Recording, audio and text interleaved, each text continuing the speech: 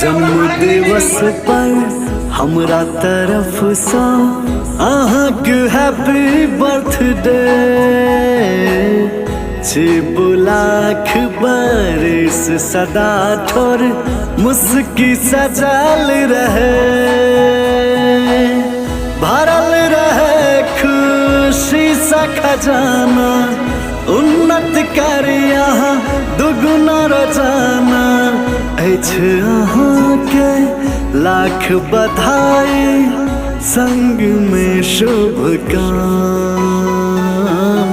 हम सब मिलकर फेर कहै छी अहाँके हैप्पी बर्थडे।